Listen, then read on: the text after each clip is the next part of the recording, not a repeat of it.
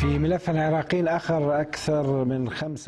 than 15,400 Iraqi artifacts that go back thousands of years in the history of Iraq's civilization were taken away from the Iraqi Museum in 2003 after the invasion. It's quite dangerous to take objects that have been in storage for such a long time and to drag them out into the galleries without following the protocol. The reason that we have them is in order to protect the artifacts, and in terms of conservation, it's actually very dangerous to the artifacts to do this. After the fall of former Iraqi President Saddam Hussein, theft and sabotage were extended to Iraqi museums and libraries. Unique artifact collections representing the civilization of the land of the two rivers that were on exhibit in museums were stolen. Well, let me first say something about the museums and about the Iraq Museum. Museums are places for education, culture. We have people there, children, families, students, all kinds of people come and educate themselves with that deep history and excellent material that is in this museum. Well, the Americans decided to take Babylon, one of our most important archaeological sites, one of the most important archaeological sites in the entire world. Well, it was very hard, you know, these are not stuff. So really completely destroying so much of the archaeological layers of ancient Babel.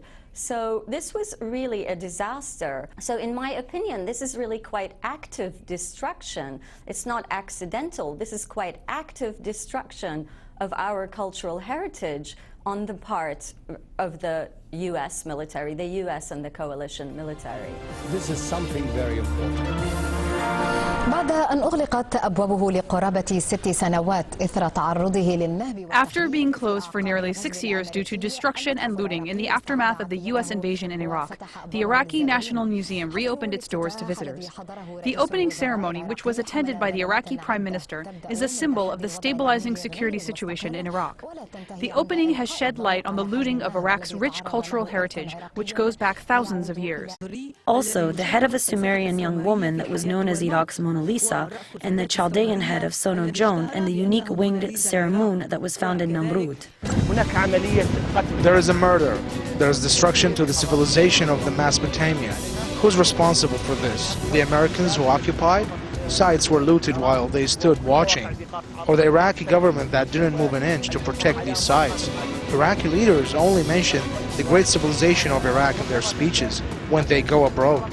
But the reality is, they are ignoring it. The picture that I always like to go back to is on the 9th of April. You see the Marines tearing down a statue in Baghdad. But 2 days before that, on the 7th of April, when we secured the downtown area, the palace complex of Saddam Hussein, we blew up a statue, and the head is sitting in the Pat Museum right here.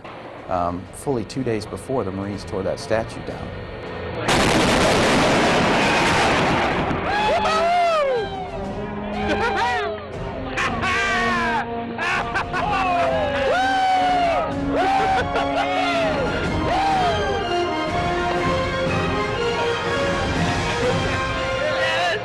That thing is gone!